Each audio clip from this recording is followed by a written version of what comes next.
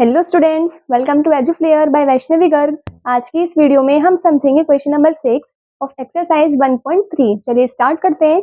हमारा question number 6 है, look at several examples of rational numbers in the form p by q does not equal to 0 where p and q are integers with no common factors other than 1 and having terminating decimal representations or expansions. Can you guess what property q must satisfy?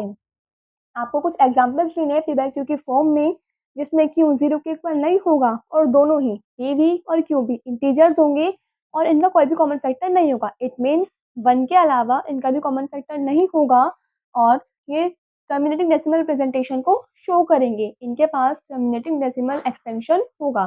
तो क्या आप guess कर सकते हैं जो Q है वो कौन सी प्रॉपर्टी को सेटिस्फाई करेगा? Q it means P by Q की फॉर्म में जो क्यू है डिनोमिनेटर है वो कौन सी प्रॉपर्टी को सेटिस्फाई करेगा? चलिए देखते हैं। हम कुछ एग्जांपल्स लेते हैं, लाइक 2/5।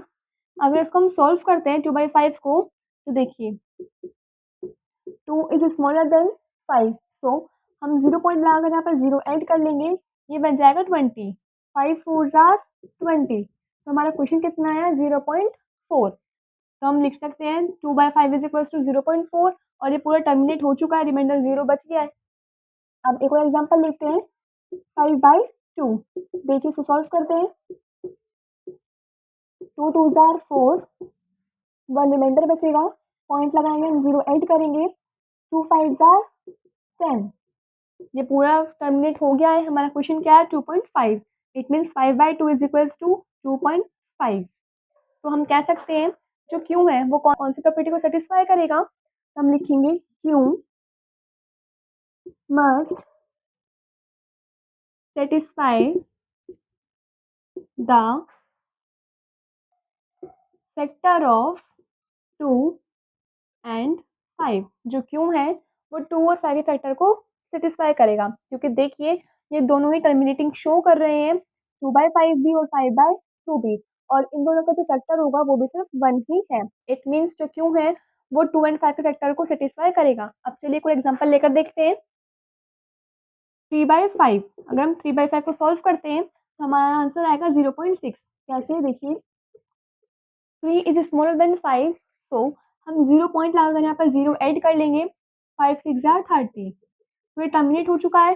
3/5 को हमने सॉल्व किया तो 0.6 आंसर आया, ये टर्मिनेट हो चुका है। लेकिन अगर हम 5/3 लेते हैं तो ये टर्मिनेट नहीं होगा, इसका आंसर आएगा 1.666 एंड सो ऑन। देख सकते हैं आप, 3 को यदि हम 5 से डिवाइड करेंगे तो देखिए 3 1 आर 3, रिमाइंडर बचेगा 2, पॉइंट लगाकर 0 ऐड करेंगे, 3 6 आर 18, रिमाइंडर आएगा 2, अगेन पॉइंट लगा हुआ है 0 ऐड करेंगे, 3 6 आर 18, रिमाइंडर आएगा 2, और ये फर्दर चलता ही रहेगा। It means 1.666 and so on. और हम इसको इस तरीके से भी लिख सकते हैं 1.6 के ऊपर बार। इट मीन्स जो क्यू है वो इसके फैक्टर को सेटिस्फाई नहीं करेगा, क्योंकि 3/5 तो टर्मिनेटिंग है लेकिन 5/3 टर्मिनेटिंग नहीं है, इसलिए जो क्यू है वो सिर्फ 2 एंड 5 के फैक्टर को ही सेटिस्फाई करेगा। I hope you all are understand. Thank you students for watching this video.